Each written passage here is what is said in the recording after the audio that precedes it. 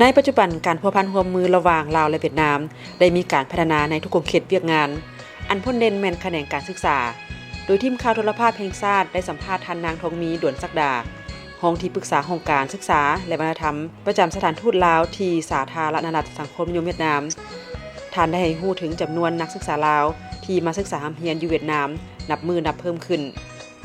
ในศกเรียน 2015-2016 ฝ่ายลาวและฝ่ายเวียดนามได้จัดตั้งการสอบเสียงคัดเลือกเอานักศึกษา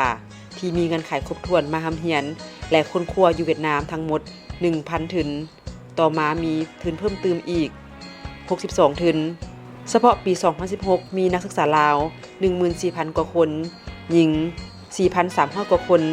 ในนั้นมีทั้งทุนรัฐบาลทุนร่วมมือระหว่างแขวงทุนองค์การจัดตั้งสากลทุนของบริษัทช่วยเหลือและทุนส่วนตัวศึกษาของพวกเฮาที่มาเรียนอยู่สสเวียดนามนี้โดยภายใต้การให้ทุนของรัฐบาลของเวียดนาม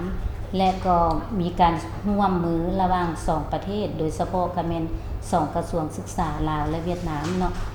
ข้อสะดวกก็คือว่าทั้ง2ฝ่ายได้ให้การร่วมมือและสร้างเงื่อนไขสะดวก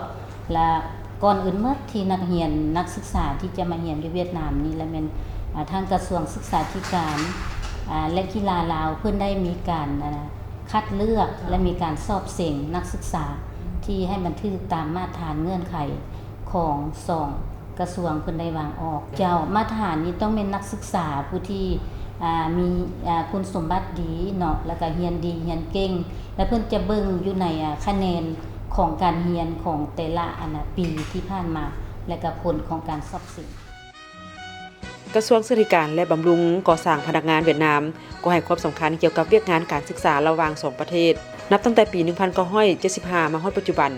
มีนักศึกษาลาวมาเรียนต่ออยู่เวียดนามหลายกว่า 30,000 คน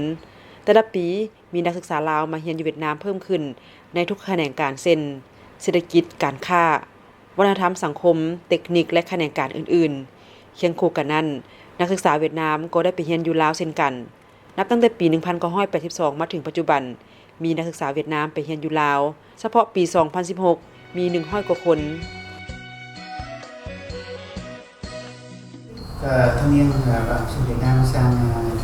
รัฐบาลเวียดนามได้นำส่งเชี่ยวชาญเวียดนามไปช่วยเหลือสอนภาษาเวียดอยู่ตามสำนักงานสถาบันการศึกษาพร้อมนั้นรัฐบาลเวียดนามก็ได้ให้ทุนการศึกษาแก่นักเรียนเวียดนามไปเรียนอยู่ลาวจำนวนหนึ่งการพัวพันร่วมมือกันระหว่าง2ภาค2รัฐและประชาชน2ชาติลาวเวียดนามเว้ารวมเว้าเฉพาะก็คือ2กระทรวงศึกษาธิการและกีฬาลาวและกระทรวงศึกษาธิการและบำรุงก่อสร้างพนักงานเวียดนาม